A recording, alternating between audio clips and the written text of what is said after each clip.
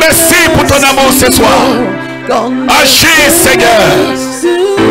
Communique à l'église cet amour puissant. Au nom de Jésus. Tu vas encore prier. Dans ce temps de la fin, l'église a besoin d'un vrai réveil. Que le Seigneur suscite dans chaque assemblée ceux qui ont soif de réveil. Que Dieu crée la connexion entre ses enfants pour que l'église arrive à expérimenter une nouvelle Pentecôte. Un réveil dans ce monde actuel. Un réveil dans le contexte actuel d'abandon collectif de la foi. Que l'église puisse connaître un mouvement de réveil puissant au nom de Jésus. Prions. Prions le Seigneur. Oh notre Dieu, notre Père. Nous proclamons ta grâce, Seigneur, sur l'église. Nous proclamons ta puissance ce soir. Dieu, notre Père, tu as dit, il est temps de se réveiller enfin de son sommeil. Car le salut est plus près de nous que lorsque nous avons cru. C'est pour cela que nous prions pour l'église. Que l'église arrive, Seigneur, à expérimenter une nouvelle Pentecôte. Un temps de réveil. Aux États-Unis, en Afrique, partout. Qu'il y ait le réveil. Qu'il y ait le réveil. Qu'il y ait le réveil dans le corps de Christ. Que les pasteurs, les docteurs, les prophètes, les évangélistes et les pasteurs se mettent ensemble. Que Dieu leur communique la vraie pensée de l'évangile de Jésus-Christ. La puissance de la croix. Le message qui sauve. Le message qui délivre. La parole qui libère. La pensée du royaume de Dieu. Que cela soit ainsi. Et manifeste ta gloire. Manifeste ta puissance. Le réveil est possible par le Saint-Esprit. Le réveil est possible par l'action de Dieu. Et nous la proclamons au nom de Jésus. À toi la gloire, Seigneur. Au nom de Jésus. Le thème dit, vous garderez mon alliance. Et hier, il a été question que les enfants de Dieu se réveillent économiquement. Car l'église aussi, tellement nous avons mis l'accent sur la spiritualité, nous avons négligé aussi un autre aspect aussi utile dans notre monde actuel. Les finances, l'église est devenue pauvre. L'église n'a pas les possibilités encore de faire la politique de l'évangélisation, de développer des grands programmes en son sein. Parce qu'il y a plus de pauvres que de riches. Et les chrétiens qui sont riches sont égoïstes. Et ceux qui sont pauvres sont devenus aigris. Alors tu vas prier ce soir. Que Dieu ressuscite l'église financièrement. Toi-même qui es là ce soir. Que Dieu puisse te ressusciter. Matériellement, socialement, pour tes affaires. Il y a eu des grands hommes de Dieu qui ont influencé l'église financièrement, positivement. Que tu sois un homme de notre époque. Que tu sois une femme de notre époque. Au nom de Jésus, nous prions le Seigneur.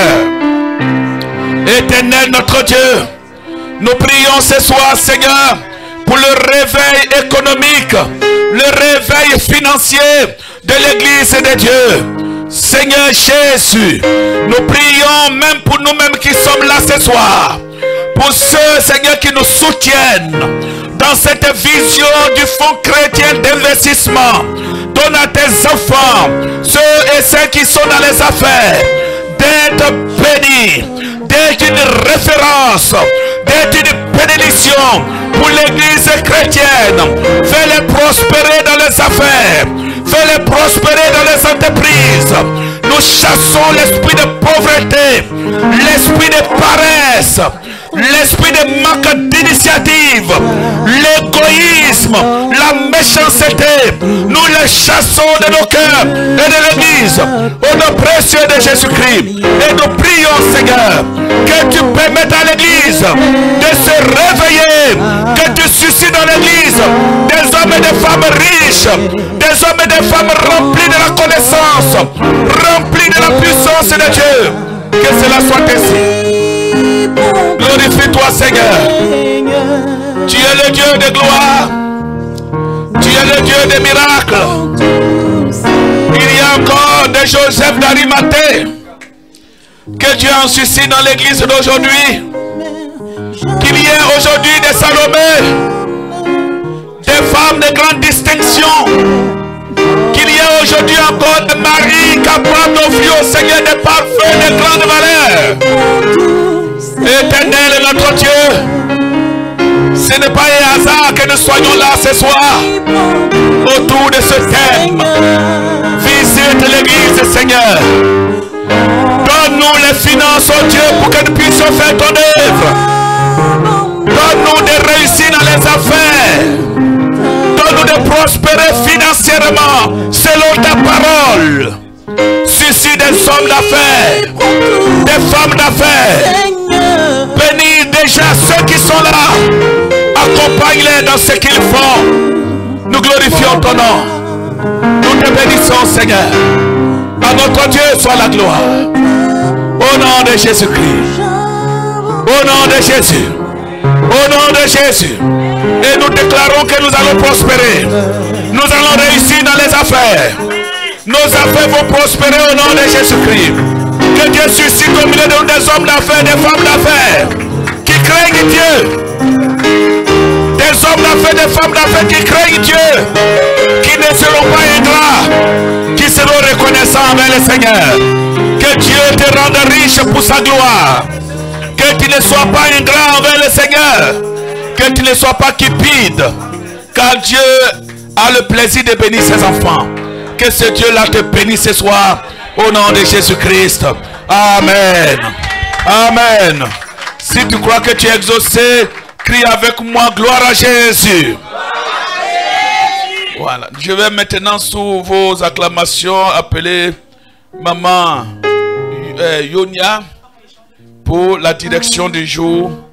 Et sache que le Seigneur te bénira. Acclame le Seigneur très fort au nom de Jésus-Christ. Amen.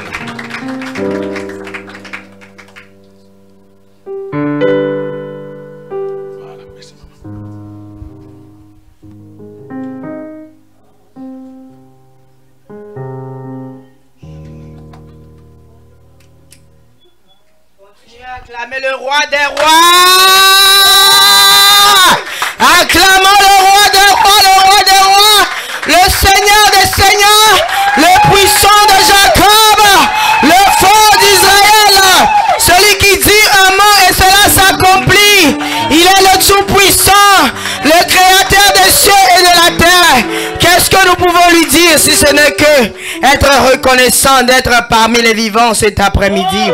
Acclamons le roi des rois. Continuez à acclamer. Ne sois pas fatigué. Nous ne sommes pas dans la présence d'un homme, mais nous sommes dans la présence de celui qui nous a créés. Maman, papa, oh mes frères et sœurs, ce n'est pas par ta propre force que tu t'es retrouvé ici, mais c'est par la grâce de Dieu. C'est par son amour. Il y a beaucoup. Moi, je suis infirmière d'État dans ce pays. Il y a beaucoup qui sont dans les IA, dans les emergency rooms. Ils sont en train de lutter entre la vie et la mort. Et toi et moi, qu'est-ce que tes mains?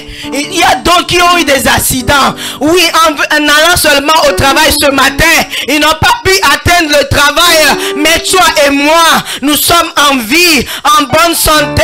Qu'est-ce que nous pouvons donner à ce Dieu si ce n'est que de l'élever, si ce n'est que de l'acclamer? Il est Seigneur, il est Seigneur, notre Père est Seigneur. Amen. Est-ce que vous avez été béni par l'intercession du docteur Bamba? Si tu as été béni, acclame le roi des rois. Amen. Amen. Avant d'écouter le premier message, nous allons demander à la sœur Gisèle de nous donner la louange. Bien-aimé, avant de donner la louange, on va lire rapidement le psaume 150 qui dit: continue à acclamer le roi des rois. Spectateur, tu es là dans la maison de ton Père. Il dit, la parole de Dieu déclare dans psaume 150: louez Dieu dans son sanctuaire, louez-le dans l'étendue où éclate sa puissance, louez-le par des hauts pour ses hauts faits. Louez-le selon l'immensité de sa grandeur. Louez-le au son de la trompette. Louez-le avec le luth et la harpe. Louez-le avec les tambourins et avec des danses. Louez-le avec les instruments à cordes et le chamelot. Louez-le avec les cymbales sonores. Louez-le avec les cymbales retentissants. Que tout ce qui respire loue l'Éternel. Acclamons la parole de Dieu.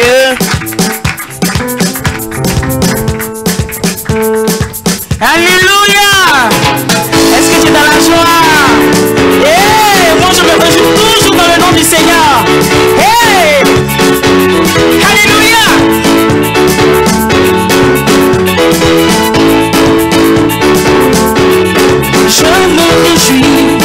Je me réjouis dans le nom du Seigneur. Je me confie dans le nom du Seigneur. Je lève les mains dans le nom du Seigneur. Et je danse de joie dans le nom du Seigneur.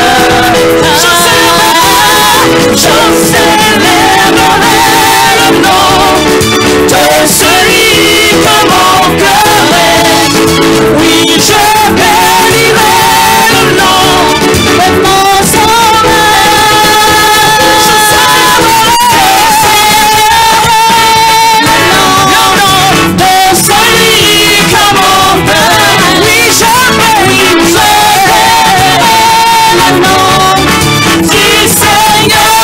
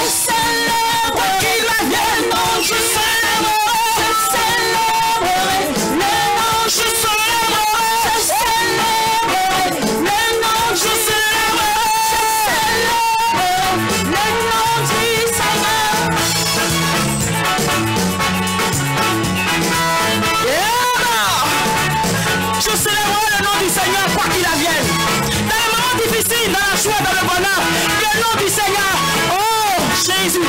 Ce nom qui me donne la paix. Ce nom qui me donne la joie. Ce nom qui déclenche toutes les situations. Je célèbre. Je célèbre. Je célèbre. Je célèbre. Dans les moments difficiles. Je célèbre. Dans la maladie. Je célèbre. Je célèbre, je célèbre,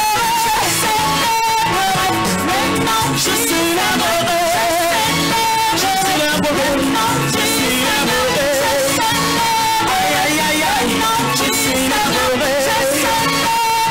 Alléluia. Maintenant nous allons marcher dans la lumière du Seigneur, la lumière de Dieu. Nous marchons, notre objectif, c'est le Seigneur, c'est le paradis. La lumière de Dieu, c'est notre objectif, c'est notre but. Hey! Nous allons marcher, marche. Nous sommes des vrais soldats. Nous marchons. Nous marchons. En avant, marche. Poche. En avant, des vrais soldats du Seigneur. Marche. Hey!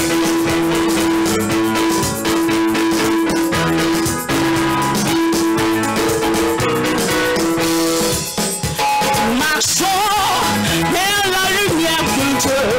Nous marchons vers la lumière de Dieu. Nous marchons vers la cité de Dieu. Nous marchons vers la cité de Dieu. Nous marchons. Nous marchons dans la lumière de Dieu. Nous marchons dans la lumière de Dieu. Nous marchons dans la lumière de Dieu. Nous marchons dans la lumière de Dieu.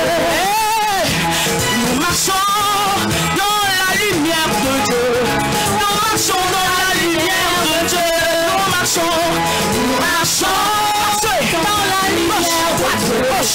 Nous marchons dans la lumière de Dieu. Oui, nous marchons. Dans la lumière de Dieu. Soldats du Seigneur. Nous marchons. Nous marchons dans la lumière de Dieu. Nous sautons. Dans la lumière. Nous sautons dans la présence de Dieu. Oui, nous sautons. Dans la lumière. Nous sautons dans la lumière de Dieu. Nous sautons. Nous sautons dans la lumière. Nous sautons. On se relâche dans la lumière de Dieu. Dans la présence de Dieu. C'est la joie. Nous courons.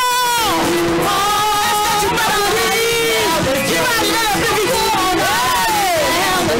Nous allons courir. Et pour atteindre le but. Nous courons pour atteindre le but. Nous courons dans la lumière de Dieu. Nous courons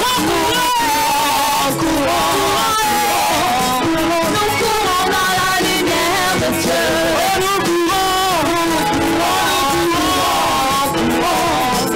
Nous courons dans la lumière de Dieu. Nous dansons maintenant. Nous dansons dans la présence de Dieu. Nous dansons dans la présence de Dieu. Nous dansons dans la présence de Dieu. Est-ce que tu veux danser comme le roi David dans la présence de Dieu? Nous dansons.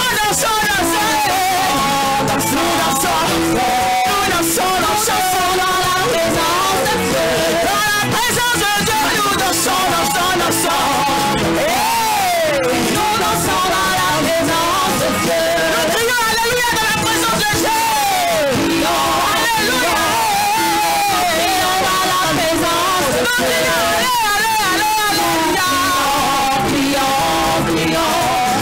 Nous crions dans la présence de Dieu. Est-ce que tu peux danser? Oh, danse.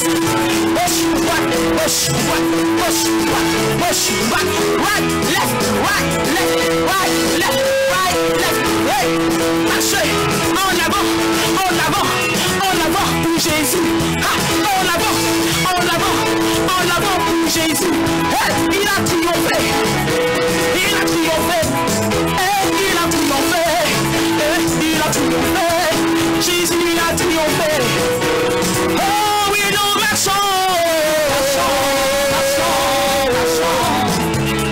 marchons dans la lumière de Dieu. Oui, nous marchons, marchons, marchons, marchons, marchons, marchons. Nous marchons dans la lumière de Dieu. Marchons, marchons, marchons, marchons, marchons, marchons dans la présence de Dieu. Nous sommes toujours dans la présence de Dieu. Marchons, marchons, marchons,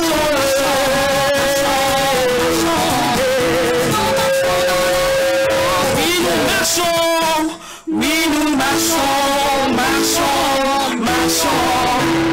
Nous marchons dans la lumière de Dieu.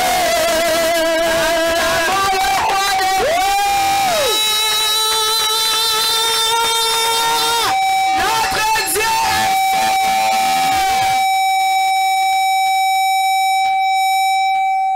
Sans plus tarder, nous allons inviter le docteur Baba pour nous introduire le premier orateur de la journée. Alléluia. Nous qui marchons dans la lumière du Seigneur, nous sommes continuellement en communion avec lui. Alléluia. Dieu est bon. Dis avec moi, Dieu est bon. Le but, c'est que l'Église soit bénie à la sortie de ces colloques, que nos enfants soient enrichis, non seulement spirituellement, mais aussi matériellement et dans les affaires. Soyez des bons administrateurs dans le monde de vos affaires, dans le monde des affaires, dans le monde de Dieu. Oui, quand l'Église est ainsi bénie, les pasteurs n'ont pas de problème pour aller prêcher. Alléluia. Surtout des enfants de Dieu qui craignent Dieu et qui sont à la tête des grandes institutions. C'est une bénédiction grande pour l'Église du Seigneur. Oui, mais quand le chrétien n'est pas converti et que Dieu lui donne même beaucoup d'argent, il abandonne l'Église. Et il devient un problème pour l'Église. Il commence à inciter les pasteurs partout. Amen. Que Dieu nous garde contre ce genre de chrétiens. Soyez des bons chrétiens. Alléluia. Et parce que tu es un bon chrétien, tu seras riche au nom de Jésus. C'est le thème, hein, vous garderez mon alliance. Et l'homme de Dieu, hier, a parlé sur le sous-thème, le réveil économique de l'Église chrétienne. Ça résout tellement de problèmes. Beaucoup de problèmes en Afrique aujourd'hui, d'abandon de la foi, de faux messages, sont liés à la pauvreté. Quand il y a la pauvreté grandissant dans l'Église, l'imagination sur des messages arrive. Il faut créer des messages pour créer des sensationnels, pour qu'on arrive à résoudre certains problèmes dans l'Église. Mais si les chrétiens sont bénis financièrement, est-ce qu'on va prêcher encore le faux? On sera obligé de se concentrer sur la Bible. Un pasteur qu'on va chasser de sa maison le samedi, il prend la lettre. On dit on va le mettre dehors le samedi. Il vient à l'église le dimanche, il va prêcher sur quoi? De vous à moi. Même s'il a l'onction, il va prêcher sur le parfum des nards de Marie. Pour chercher d'autres maris là dans l'église. Que Dieu nous garde.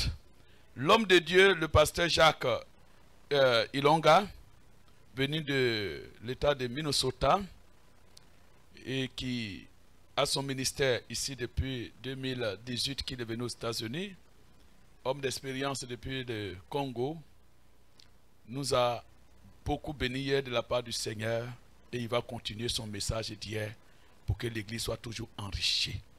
Sous vos ovations, avec le respect dû à son rang, j'invite ici l'homme de Dieu, l'apôtre Jacques Ilonga. Acclamons très fort le Seigneur au nom de Jésus-Christ. Amen. Est-ce que nous pouvons encore acclamer très fort notre Dieu? J'aimerais que tu acclames le Seigneur de Seigneurs. Si tu as un souvenir sur ce que le Seigneur a déjà fait dans ta vie, acclame-le très très fort ce soir. Gloire au Seigneur. Nous allons prier pour la parole. Père éternel, merci pour ta grâce, pour l'opportunité que tu nous offres encore ce soir. Nous savons qu'il est écrit que l'homme ne vivra pas seulement de pain, mais il vivra de la parole de Dieu. Nous voulons que la parole de ce soir libère nos vies, qu'elle les transforme, que cette parole amène le changement et surtout le réveil spirituel, le réveil matériel, le réveil financier dans la vie de chacun de nous. Commence, chemine et termine avec nous Au nom de notre Seigneur Jésus-Christ. Amen. Est-ce que tu peux acclamer? Nous pouvons nous asseoir. Gloire au Seigneur. Nous sommes très heureux encore de nous retrouver ce soir. Je dis merci au Seigneur qui est le maître de temps et des circonstances, qu'il savait que ce soir nous devrions encore continuer avec notre enseignement d'hier. Le sous-thème qui nous a été confié est intitulé « Le réveil économique dans l'Église chrétienne ». Comment devons-nous réveiller l'Église sur le plan financier? Parce que l'Église doit être réveillée, non pas seulement spirituellement. Oui, c'est bien de prier, nous devons prier, mais l'Église a besoin de l'argent pour que l'Évangile soit proclamé, pour que l'Église, pour que l'Évangile puisse aller dans le fin fond. L'Église a besoin de l'argent pour que toi et moi, lorsque nous venons dans l'Église, que nous n'ayons pas de stress, que nous n'ayons pas des pensées ailleurs, pour dire quand l'Église va finir, qu'est-ce que je ferai chez moi à la maison? C'est ainsi que nous sommes là pour te communiquer, te montrer comment nous devons nous réveiller financièrement. Est-ce qu'on peut dire Amen? Amen. Ce soir, je vais parler sur les sous-thèmes, les facteurs déclencheurs du succès dans la vie d'un chrétien. Quels sont les facteurs qui peuvent déclencher le succès dans ta vie? Dans le livre de 3 Jean, chapitre 1, verset 2, il est écrit: « Bien-aimé, je souhaite que tu prospères à tous égards et sois en bonne santé comme prospère ton âme. » Est-ce que tu peux dire Amen? Amen. Nous devons prospérer financièrement. La prospérité ne doit pas être seulement spirituelle, non. Il faudrait que toi et moi, nous arrivons à prospérer, à avoir de l'argent. Nous nous sommes déplacés pour venir ici. Il y a beaucoup de personnes qui voulaient bien venir. Parfois, ils ont manqué de moyens. Parfois, ils n'ont pas eu la possibilité de s'acheter le billet. Mais si dans l'église, nous avons des hommes bénis, de partenaires, qui peuvent soutenir quand tu as des colloques, ils disposent de moyens. Il dit, pasteur, j'amène une somme de 200 000 $ pour ce colloque qui sera organisé. Je crois le docteur Moussa aura la possibilité d'envoyer de billets même à d'autres personnes qui n'en ont pas. Est-ce que tu peux dire Amen? Amen. Le premier facteur qui déclenche le succès dans la vie de chrétien, c'est saisir l'opportunité. Il faudrait que le chrétien saisisse l'opportunité qui se présente dans sa vie. Saisir l'opportunité, c'est quoi? L'opportunité, c'est une occasion favorable qui se présente dans ta vie. Lorsque une occasion favorable se présente dans ta vie, il faut le saisir et il faut en profiter. Il s'agit d'avoir une idée productive et la mettre en valeur. Tu as une idée d'une production quelconque, une idée de quelque chose que tu dois mettre en valeur. Saisis cette opportunité. L'opportunité, il est question de localiser ce qui marchera et profiter de la situation pour que cela puisse marcher dans ta vie. Il faut profiter. J'aimerais qu'on lise les Écritures dans le livre de 1 Samuel. Tu verras quelqu'un qui avait saisi l'opportunité. 1 Samuel chapitre 17. Je ne sais pas si nous sommes là. 1 Samuel chapitre 17. À partir de verset 20. La parole de Dieu dit ceci. David se leva de bon matin. Il laissa le brebis à un gardien, prit sa charge et partit comme Isaïe les lui avait ordonné. Lorsqu'il arriva au camp, l'armée était en marche pour se ranger en bataille et pousser le cri de guerre. Israël et les Philistins se formèrent en bataille armée contre armée. David remit les objets qu'il portait entre les mains du gardien de bagages et courut vers le rang de l'armée. Aussitôt arrivé, il demandait à ce frère comment il se portait. Tandis qu'il parlait avec eux, voici le Philistin de Gath, nommé Goliath, s'avança entre les deux armées. Hors le rang des Philistins, il tint le même discours que précédemment. Et David les entendit. À la vue de cet homme, tous ceux d'Israël s'enfuirent devant lui et furent saisis d'une grande crainte. Chacun disait, avez-vous vu s'avancer cet homme? C'est pour jeter à Israël un défi qu'il s'est avancé. Si quelqu'un le tue, le roi le comblera de richesses et lui donnera sa fille et il affranchira la maison de père en Israël.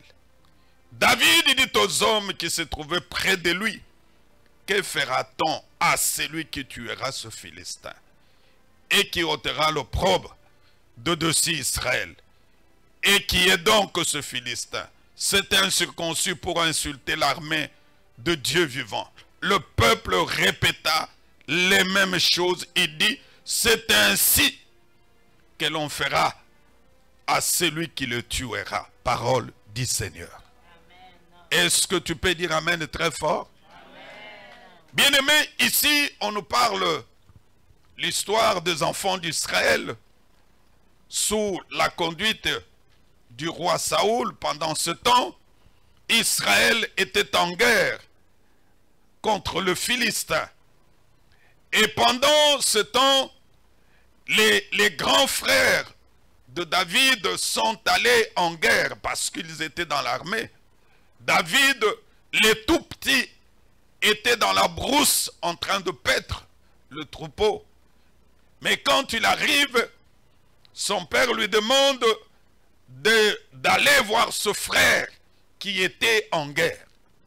David a pris les bagages, il est parti, et quand il arrive, il trouve que d'un côté, il y avait Israël, de l'autre côté, les Philistins, qui étaient de part et d'autre, l'armée contre l'armée. Et David a remis les objets qu'il avait directement au gardien.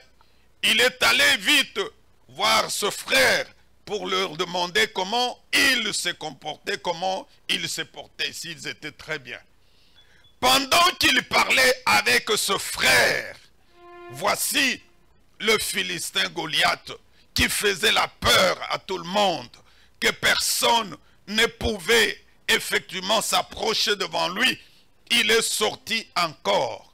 Mais à la vue de cet homme, la Bible dit, tout Israël s'enfuit devant lui et furent saisis d'une grande crainte. Chacun ne pouvait s'avancer vers lui parce que cet homme avait jeté le défi sur Israël. Mais le roi avait prononcé une parole. C'est ce qui nous intéresse ce soir. Alléluia.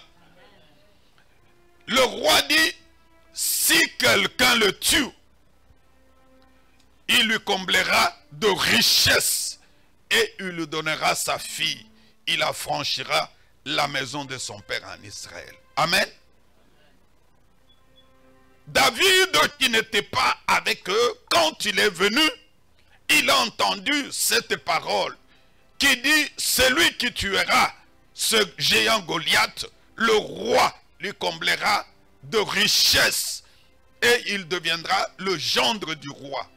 Quand il a entendu ces paroles, il a dit, voici l'opportunité sur laquelle je dois sauter. Alléluia. David a saisi l'opportunité. Il a saisi cette opportunité pour se faire connaître. Il a saisi cette opportunité pour avoir la richesse. Il a saisi cette opportunité pour devenir le gendre du roi. Bien-aimé, je suis venu t'annoncer à travers ces colloques que c'est une opportunité pour toi, pour que le Seigneur change ta vie, pour que le Seigneur puisse te faire entrer dans ta destinée et que tu vives la grandeur et la gloire de Dieu. Il faut saisir l'opportunité. L'opportunité d'investir. Il faut saisir l'opportunité de faire mieux ce qui se présente dans ta vie. Il faut saisir l'opportunité parce que tu ne sais pas si demain, ce sera le tour d'une autre personne. Aujourd'hui à l'église, nous n'avons pas de Zachée. Zachée a vu Jésus.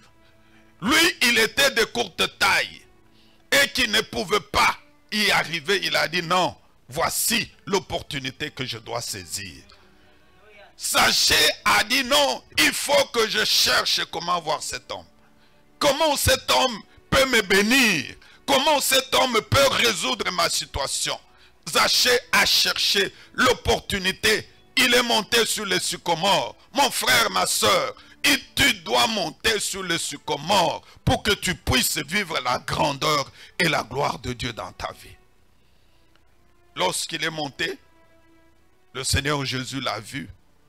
Il a dit, Zachée, descends. Aujourd'hui, j'entrerai chez toi. Alléluia. Et quand Jésus est entré dans la maison de Zachée, sa vie ne plus rester la même. La vie de Zachée a fait quoi? A changé. À travers ce colloque, ta vie ne restera pas la même. À travers ce colloque, le Seigneur va changer ta vie. Saisis cette opportunité pour que tu vives des grandes choses, pour que le Seigneur fasse de toi un grand entrepreneur, pour que le Seigneur puisse te connecter. Ce colloque, c'est un colloque de connexion. Le Seigneur va te connecter à de grandes personnes. Le Seigneur va te connecter à de grandes idées que tu n'en avais pas. Et lorsque tu le mettras en pratique, tu verras que ta vie va changer. La vie de cette église va changer. La vie de ta nation va changer. C'est toi qui changeras ta nation. Je dis à quelqu'un, c'est toi qui changeras la vie de ta nation. Ah, si tu es d'accord avec moi, dis amen très très fort. Dans mon pays, je vais, avant de passer, on avait un ancien président. Cet ancien président, ceux qui vivent, qui sont adultes, on avait l'ancien président Mobutu Sese Seko Ngwendo Wazabanga. C'était l'ancien président de l'ex-Zaïre à l'époque. Ce président était quelqu'un qui aimait beaucoup jouer au jeu de dames. Et lorsque tu le rencontres, tu ne peux pas sortir main vide lorsque tu rencontres le président Mobutu. Tu le rencontres et à la sortie, il faut nécessairement qu'il te donne de l'argent qui pourra faire quelque chose dans ta vie. Un jour, pendant qu'il cherchait quelqu'un avec qui il jouait, et il pouvait jouer le jeu de dames, on lui dit non, il y a dans une commune de Ndjili, ceux qui connaissent Kinshasa, c'est une commune un peu plus lointaine. Il y a quelqu'un qui répond au nom de Vieux Pécos, mais qui sait beaucoup jouer le jeu de dames. Il dit, allez me chercher cet homme-là, parce qu'il voulait quelqu'un qui pouvait le faire jouer. On est allé chercher cet homme la nuit, à 23 h. On frappe chez lui à la maison. Et quand il ouvre, c'est la garde présidentielle. À l'époque du président Mobutu, c'était la DSP. Oh, Il dit c'est quoi? Il dit non, le président a besoin de toi. Le président a besoin de moi. Oh, il s'est préparé. Il est entré dans le véhicule. Ils sont allés jusqu'à la présidence. Dès qu'il entre, le président le voit, Pecos. Oh, c'est toi qui es venu. On me dit que tu es le spécialiste dans le jeu des dames. Il dit oui, je suis le spécialiste. Ils se sont mis, ils ont commencé à jouer avec le président. Il commence, Pecos, le dribble. Il commence, Pecos, le dribble, il commence. Jusqu'à 3 h du matin, il n'y a que Pecos qui gagnait le président Mobutu. Oh, il dit, Pecos, toi tu m'as étonné. Il lui pose la question, qu'est-ce que tu veux que je te donne? Une opportunité. Écoute la réponse de Pecos. Président, je veux que tu me donnes les chaussures. Le président a dit, amenez-moi les chaussures. On a amené les chaussures, on a donné à Pecos. Pecos est sorti avec les chaussures. Les gens qui étaient là le regardent. Il dit, cet homme, il est comment? Et Pecos est sorti. Sa femme lui attendait à la maison qui va amener demain. Parce que l'ancien président Mobutu, à l'époque, quand tu le rencontres, tu sors avec des malles d'argent. Il rentre chez lui à la maison avec les chaussures. Pecos s'est dit, non, la prochaine fois, quand le président va m'appeler, c'est à ce moment-là que je vais lui demander de l'argent. Il n'est plus rentré chez le président. Et il est mort pauvre. Pourquoi? Parce qu'il n'avait pas profité de cette opportunité. Est-ce que tu peux dire Amen? Mais toi, tu es venu rencontrer non pas le président Mobutu, mais tu es venu rencontrer le président de présidents, le roi de rois. Tu dois saisir cette opportunité pour que le roi de rois te bénisse et que tu vives la grandeur et la gloire de Dieu. Si tu es d'accord avec moi, dites Amen. Dites à ton voisin, saisis l'opportunité. C'est l'opportunité pour que tu deviennes riche. Deuxième facteur, c'est la créativité. La créativité, c'est la capacité de créer quelque chose. Tout événement dans la vie a été inventé. Tout ce que nous voyons ici, ça a été inventé par des hommes. Le micro que je prêche avec, ce sont des hommes qui ont réfléchi, qui ont pensé, et ils ont créé le micro. La caméra qui est en train de me filmer, ce sont des gens. Toi aussi, tu es un homme comme ceux-là. Tu peux créer. Mais toi, je nous prie, dites à Dieu, je voudrais créer une marque qui est à moi. Dans le pays où tu es, tu dois créer ta marque. Il faut que ton nom soit aussi cité parmi les grands de ce pays-là. Parce que le Dieu que je te prêche, c'est un Dieu de grandeur. Il a dit à Abraham, tu deviendras grand. Et ce qu'il avait dit à Abraham, c'est accompli dans la vie d'Abraham. Lisons Exode. Exode chapitre 35. Versets 30 à 35. Écoute ce que Exode dit. La Bible dit, Moïse dit aux enfants d'Israël, sachez que l'Éternel a choisi Betsalé, fils d'Uri, fils de Hur, de la tribu de Juda. Il l'a rempli de l'Esprit de Dieu, de sagesse, d'intelligence et de savoir pour toutes choses, toutes sortes d'ouvrages. Il a rendu capable de faire des inventions. Dites Amen. Dieu t'a rendu capable de faire des inventions. Tu dois créer, même si tu es en Amérique, il faut créer ta marque, qu'on parle de toi. Aujourd'hui, on parle de Facebook. Ce sont des gens qui avaient réfléchi. On parle de Google. Ce sont des gens qui avaient réfléchi dans le pays où tu es. Même si tu es au Congo, tu es en Côte d'Ivoire, tu es en Haïti. Réfléchis pour que tu puisses créer ta marque. Tu n'es pas venu accompagner quelqu'un. Non, tu es venu influencer le monde. Dites Amen. Dites à ton voisin, tu dois influencer le monde. Tu dois influencer ton entourage. Il faut créer des choses. Hier, je ne connaissais pas le docteur Moussa. Alléluia. Mais je le connais à cause de quoi? À cause de sa création. Il a réfléchi. Il a dit, nous devons avoir quelque chose. Et aujourd'hui, nous nous réunissons parce qu'il avait fait quoi? Il avait réfléchi, il avait créé. Toi aussi, Dieu t'a donné les mêmes capacités. Il t'a rempli de l'Esprit de Dieu. Il t'a rempli de la sagesse, de l'intelligence, du savoir, de toutes sortes d'ouvrages. Et tu es capable de faire des inventions, de travailler de l'or, de travailler l'argent, de travailler l'argent pour que tu crées une marque à toi. Dites Amen. Dites-moi Amen. Tu dois créer une marque à toi.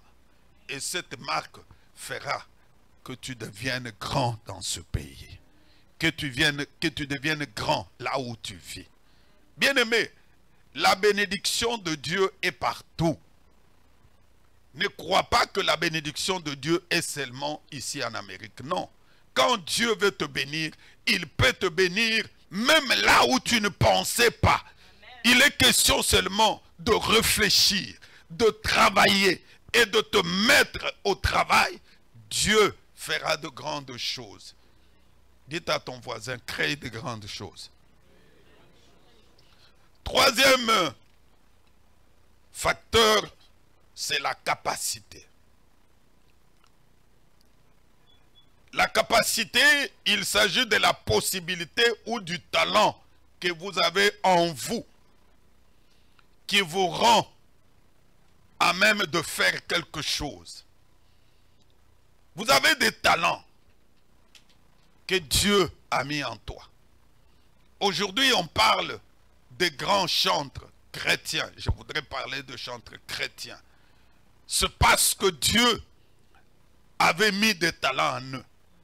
Quand j'ai vu la maman, depuis que je suis ici, je l'observe, la façon dont elle chante.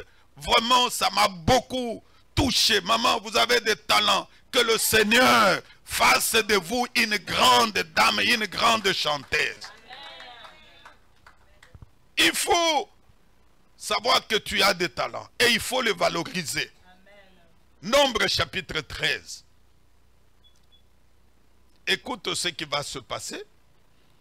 Nombre chapitre 13, le verset 30 à 33. Caleb fit taire le peuple qui murmurait contre Moïse. Il dit, montons, emparons-nous du pays, nous y serons vainqueurs.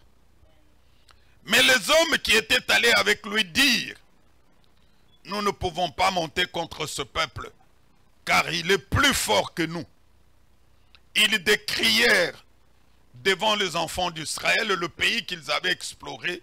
Ils dirent, le pays que nous avons parcouru pour explorer est un pays qui dévore ses habitants. Tous ceux que nous y avons vus sont des hommes de haute taille. Et nous y avons vu de géants, enfants d'Anak, de la race de géants. Nous étions à nos yeux et à l'heure comme des sauterelles. Dites jamais. Jamais. Dis jamais. Ici, on nous parle de 12 hommes qui furent envoyés pour espionner la terre de Canaan. Ils sont allés à 12. Mais parmi les 12 qui sont partis, 10 sont revenus avec un rapport établissant leur incapacité de prendre possession. Mais il n'y a eu que 2 qui sont venus avec le rapport qu'ils étaient capables de prendre possession de cette terre. Ce soir, toi, tu es dans quelle catégorie?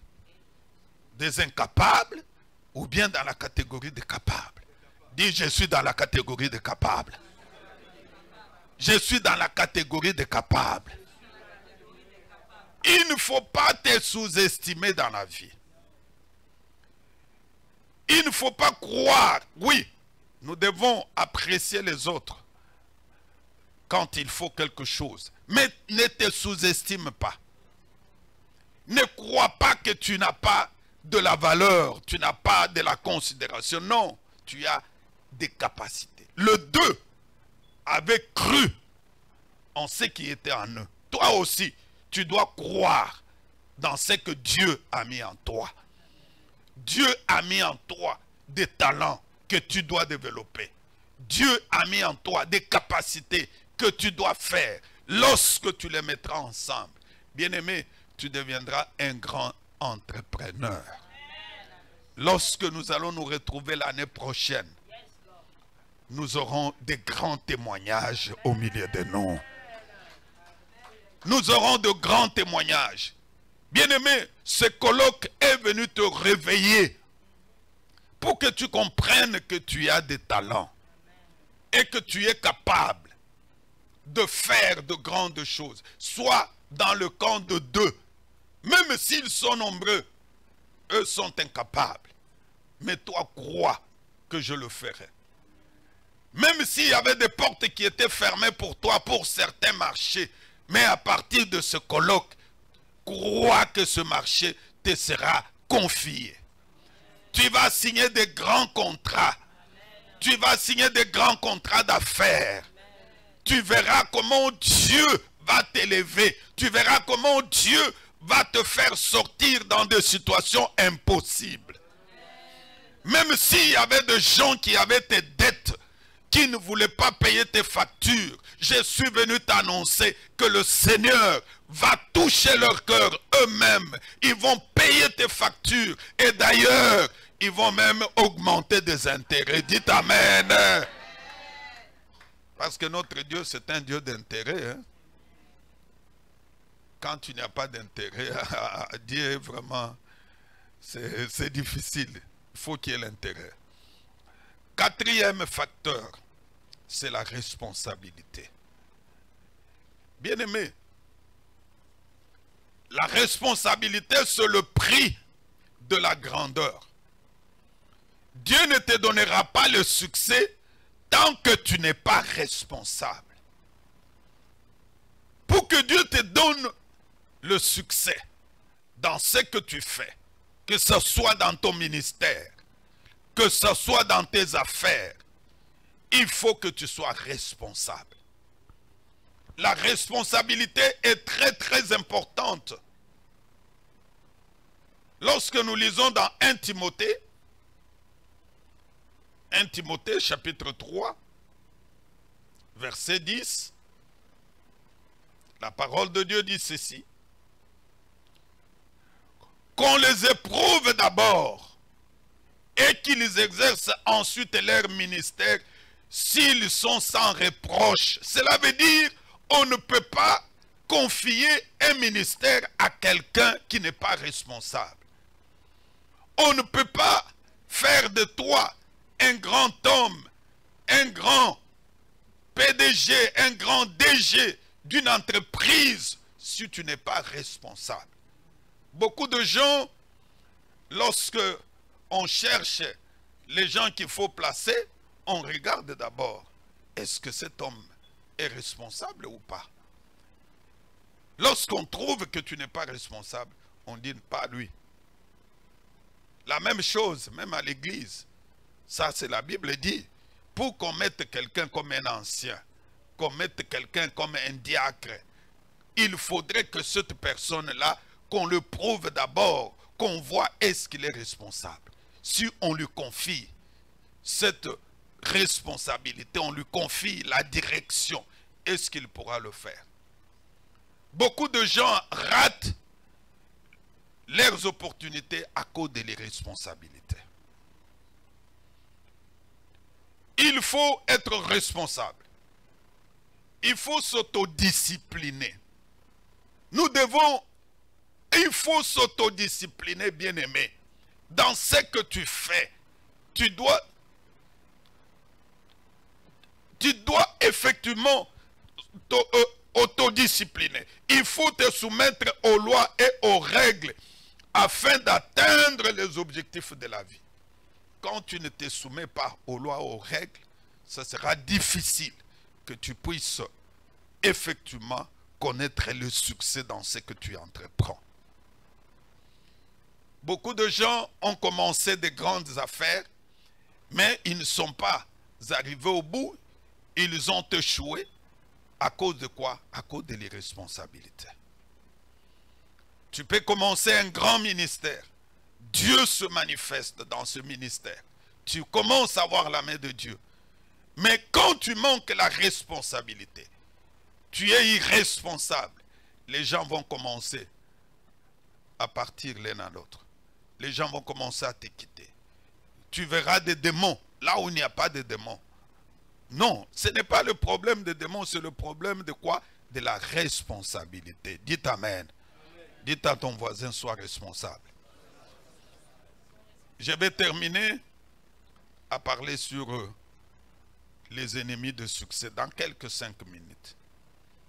Quels sont les ennemis du succès? Les ennemis qui nous empêchent de pouvoir connaître le succès dans ce que nous faisons. Tu commences bien, mais à un moment, tu te retrouves devant les difficultés. Il faut comprendre qu'il y a les ennemis du succès. Le plan de Dieu vise notre réussite dans tout ce que nous faisons. Surtout dans les affaires, parce que je parle des affaires. Ici, je parle des affaires. Dieu veut que nous ayons du succès. Voici le premier ennemi du succès, c'est l'autodépendance. Bien-aimé, c'est une grande barrière qui se pose dans la vie de chrétiens. Lorsqu'il commence quelque chose, j'ai béni le Seigneur lorsque le docteur Moussa parlait ici. Beaucoup de chrétiens commencent quelque chose. Quand il commence, il est sous la direction de son pasteur. Il écoute les conseils. Il écoute, il vient demander des directives. Il vient se ressourcer auprès de son père spirituel.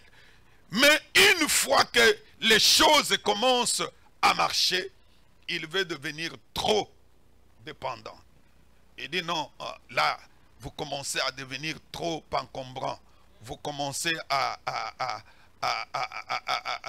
me poser beaucoup de choses, beaucoup de conditions. Non, mon frère, ma soeur, il faut accepter de rester dans la dépendance de celui que Dieu t'a mis. Élisée est resté sous la dépendance d'Élie. Et c'est après le départ d'Élie que Dieu a déclenché de grandes choses dans ta vie. Tu peux être béni dans cette église. Tu peux être béni, mais tu as ton père spirituel. Celui qui a prié, celui qui a gêné pour que l'église soit bénie matériellement, que l'église soit bénie financièrement.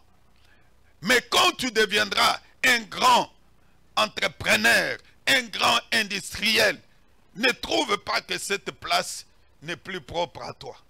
Tu commences à dire, cette église-là, trop sale comme ça. Non, cette église-là, Dieu t'a béni. Comme Dieu t'a béni, construis une grande église au lieu d'aller chercher une autre. Parce que cette bénédiction-là était destinée pour cette église. Ça, c'est le premier ennemi qui fait que beaucoup d'enfants de Dieu puissent tomber. Dans Proverbe chapitre 10, verset 22, la Bible dit, c'est la bénédiction de l'Éternel qui enrichit. Si tu reconnais que cette bénédiction vient de Dieu, il faut que cette bénédiction soit aussi sous la dépendance, sous la conduite. Ne cherche pas à être trop indépendant. Sinon, tu vas effectivement tomber et aller de l'autre côté. Deuxième ennemi du succès, c'est la désobéissance. Vous savez, Dieu n'aime pas que nous marchons dans la désobéissance. Psaume chapitre 32, verset 8. Psaume chapitre 32, verset 8. La parole de Dieu dit ceci. On cherche souvent à marcher dans la désobéissance, ce qui n'est pas. Il dit, je t'instruirai et je te montrerai la voie que tu dois suivre. Je te conseillerai, j'aurai le regard sur toi. Dites Amen. Amen. Il faut que Dieu t'instruise. Parce que si tu n'es pas instruit par Dieu, mon frère, ma soeur, la bénédiction risque de t'égarer. Aujourd'hui, tu es à l'église. Peut-être tu n'as jamais touché 100 000 $. Le jour où le Seigneur permettra que tu touches 100 000, tu commences à devenir désobéissant. Dès que tu as 10 000, 15 000, tu commences à dire, je n'ai pas assez de temps, les affaires deviennent vraiment très compliquées, tu sais que je dois être... Non, mon frère, il ne faut pas marcher dans la désobéissance. Marche dans l'obéissance et Dieu va se manifester dans ta vie. Troisième ennemi, c'est l'envie. Il ne faut jamais envier l'autre. Il faut se réjouir de ce que Dieu a fait dans la vie de l'autre. Mais quand tu commences à envier, là, le Seigneur n'est pas content. Le Seigneur ne sera pas content avec toi. Genèse chapitre 31, versets 1 à 5. Il faut que tu sortes de l'envie, mon frère, ma soeur. Parce que quand tu demeures dans cette situation, Dieu ne sera pas content de toi. Les envieux ne verront pas la gloire de Dieu. Jacob a entendu le propos de fils de Laban qui disait, Jacob a pris tout ce qui était à notre père. Et c'est avec le bien de notre père qu'il s'est acquis toute cette richesse. Jacob remarqua aussi le visage de Laban.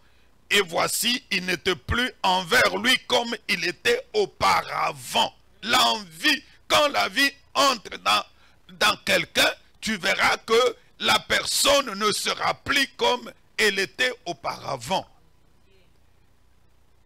Or, quand tu commences à envier ce que Dieu a fait à l'autre, tu te bloques. Tu bloques ton entreprise, tu bloques ta grâce. Il faut se réjouir de la grâce de l'autre. Réjouis-toi de la bénédiction de l'autre. Si Dieu a béni l'autre, il a construit un immeuble, sache que demain, il te bénira, tu construiras aussi des immeubles. Si Dieu a béni l'autre, il a créé une grande entreprise, le même Dieu te bénira, tu créeras aussi tes entreprises à toi. Sors de l'envie. Quand tu marches dans l'envie, le Seigneur ne sera pas content. L'avant-dernier, c'est l'orgueil. L'ennemi du succès. Quand on commence à devenir orgueilleux, là le Seigneur n'est plus avec nous. Nous connaissons tous le père de l'orgueil, c'est qui? Le père de l'orgueil, c'est qui? Et quand tu marches dans l'orgueil, ce qui veut dire Dieu n'est plus avec toi. Sors de l'orgueil. L'orgueil détruit. L'orgueil ne permet pas à quelqu'un d'avancer. Et le dernier ennemi, c'est le mensonge. C'est là où le diable vient écraser les enfants de Dieu. Les enfants de Dieu commencent à mentir, surtout quand Dieu le bénit. Vous savez, c'est facile de donner la dîme des 1000 $ lorsque tu as 10 000 qu'on t'a payé.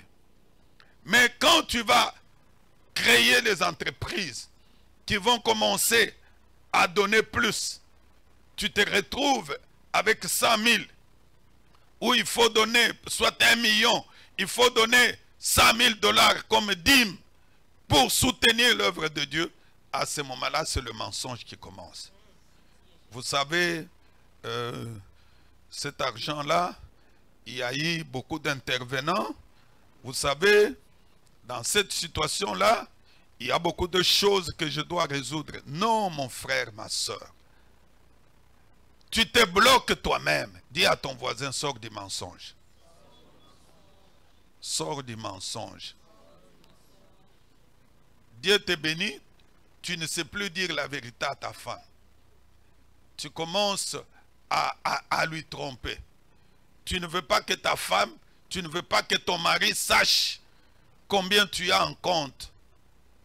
Tu commences à cacher. Non, là, Dieu ne plie avec toi. Tu marches dans le mensonge. Oh, tu sais, cet argent-là, c'était destiné pour ceci. Non, nous devons dire la vérité. Le père du mensonge, c'est qui? Le père du mensonge, c'est qui? Est-ce que nous sommes les enfants de Satan? Nous sommes les enfants de Dieu. Sors du mensonge et Dieu te bénira. Que le Seigneur vous bénisse. Acclamons la parole de Dieu. Bien-aimé, continue à acclamer. Si tu as été béni par cette parole, acclame la parole de Dieu. Acclame, acclame, acclame, acclame, acclame. Bien-aimé, élève ta voix et commence par remercier le Seigneur pour cette parole que nous venons d'écouter. Remercie-le parce que nous n'aurons pas, nous ne ferons pas partie des catégories où nous n'aurons pas des ennemis. Nous ne serons pas des menteurs, ni des orgueilleux, ni des envieux. Nous ne dépendrons pas de nous-mêmes, mais nous ne dépendrons que du roi des rois. Remercie le Seigneur, prie, élève ta voix et prie. Je veux que tu pries.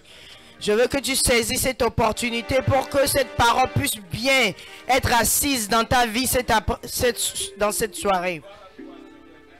Remercie le Seigneur qui t'a parlé, qu'il renouvelle ton intelligence, qui te donne la sagesse pour que tu puisses mettre en pratique ces choses afin que tu puisses devenir un bon entrepreneur, un ami de Jésus, celui qui marche dans la fidélité, dans l'obéissance à Dieu, afin que Dieu puisse nous élever lui-même. Car lui, comme le pasteur vient de le dire, son plan pour nous, c'est que nous puissions avoir du succès. Dieu envisage le succès pour nous. Remercie-le et dis-lui que à partir d'aujourd'hui, tu seras honnête dans les dîmes, même dans les libéralités. Chaque fois que quelqu'un te fera appel, tu seras prêt à aider pour l'avancement de son œuvre et l'édification du corps du Christ.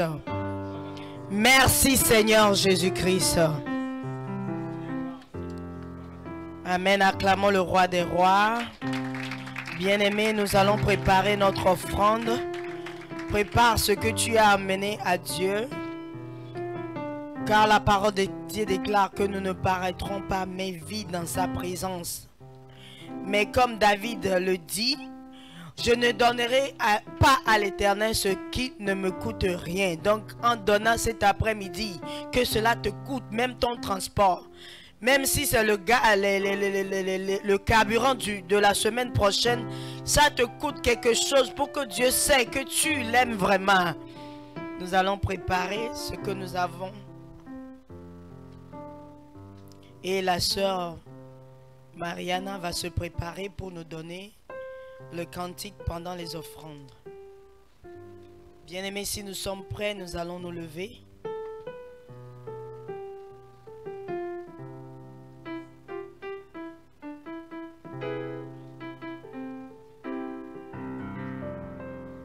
Si vous êtes prêts avec vos offrandes, nous allons nous lever et nous allons demander avec honneur à Papa à l'apôtre Jacques de prier pour les offrandes, comme c'est lui qui a parlé de l'argent de l'Église.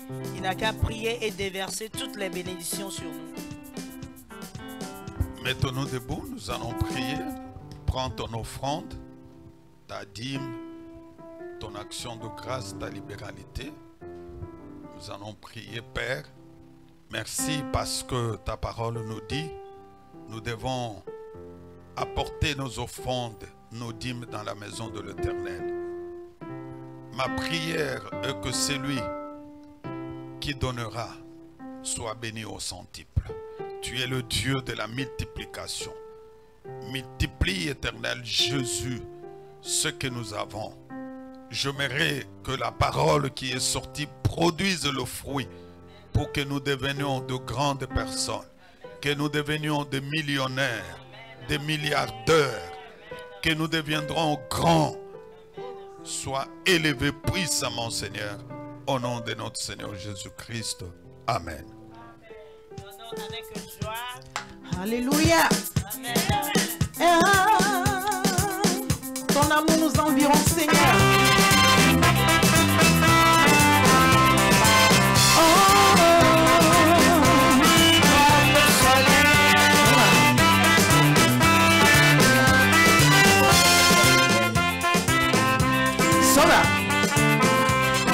Ton amour nous environne, Seigneur. Ta gloire est splendide tout comme le soleil. Ton amour nous environne, Seigneur. C'est pourquoi nous espérons tous en toi. Ton amour nous environne, Seigneur. Ta gloire est splendide tout comme le soleil. Ton amour nous environne, Seigneur. C'est pourquoi nous espérons tous en toi. Oui, gloire à ton nom, auteur de notre joie. Gloire à ton nom, toi qui nous as sauvés. Oui, gloire à ton nom, toi qui nous aimes. C'est pourquoi nous espérons tous en toi. Jésus, gloire à ton nom, auteur de notre joie. Gloire à ton nom, toi qui nous as sauvés. Gloire à ton nom, toi qui nous aimes. C'est pourquoi nous espérons tous en toi. Tu n'as pas résisté de ta remplie avant de manifester cet amour. Ton grand de terre, tu l'as fondu vers nous pour nous arracher du feu de l'enfer. Gloire à ton nom, auteur de notre joie.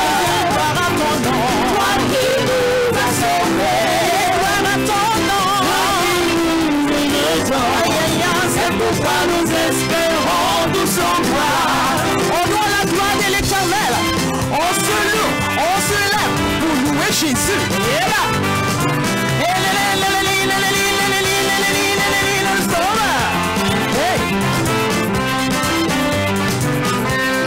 ton amour nous environne, nos seigneurs. Ta gloire est splendide tout comme le soleil. Ton amour nous environne, nos seigneurs. C'est pourquoi nous espérons tous en toi. Ton amour nous environne, Seigneur. Tout comme le soleil. Ton amour nous environne, nos seigneurs. C'est pourquoi nous espérons tous en toi. Jésus, gloire à ton nom, auteur de notre joie. Gloire à ton nom, toi qui nous as sauvés. Gloire à ton nom, toi qui nous aimes. C'est pourquoi nous espérons tous en toi. On va faire quelque chose. On va soulever la mouchoir à la gloire de l'Éternel. Sora.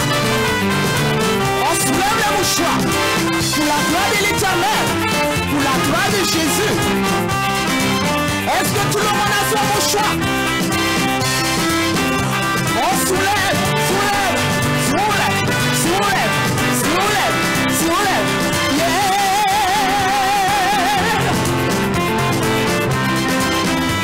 Quand je vais dire, alléluia, alléluia, alléluia. Amen. On va faire quelque chose. Là, je me sens avec feu. Après la prédication de papa, je j'étais un peu timide. Parce que quand je viens dans un endroit, j'observe. Je ne suis pas inspirée. Mais quand il a dit, quand Dieu met quelque chose en toi, à toi de montrer. Alléluia. Amen. Il y a des gens qui sont dans le monde, qui louent le diable, qui tombent, qui sautent. Mais toi qui as Christ dans ta vie, toi qui as la santé que l'Éternel Dieu t'a donnée, toi qui as la joie que l'Éternel Dieu t'a donnée, il y a des gens qui sont dans les hôpitaux, mais qui n'ont pas eu la vie ce matin. Mais toi, c'est pas parce que tu mérites, mais Dieu t'a fait la grâce de voir cette vie. Alléluia. Amen. On soulève les mouchoirs, on soulève, on soulève, on soulève, on soulève à la gloire de l'Éternel.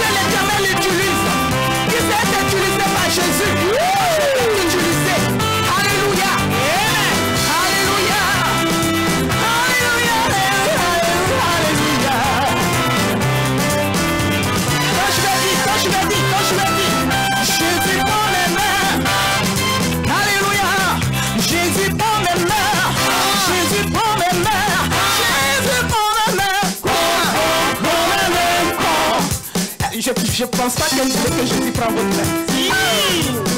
Mais frère, parce que ça là, je vous dis ce soir, si vous prenez ça au sérieux, quelqu'un qui est malade, à travers ce chant, Dieu va délivrer cette personne. Alléluia. Ça, je vous le dis. Alléluia. Amen. Le Seigneur t'a donné le don de guérison. Mais tu dis, Seigneur, utilise-moi. Mais si tu ne dis pas, Seigneur, prends mes mains, mais comment tu veux que Dieu veut t'utiliser? Alléluia. On va faire, on se tient, positionné, positionné, positionné. Ah! Jésus prend mes mains. Alléluia. Oui, Jésus prend mes mains. Jésus prend mes mains. Jésus prend mes pieds. Jésus prend mes pieds. Jésus prend mes mains. Oui, prend mes mains. Jésus prend mes mains.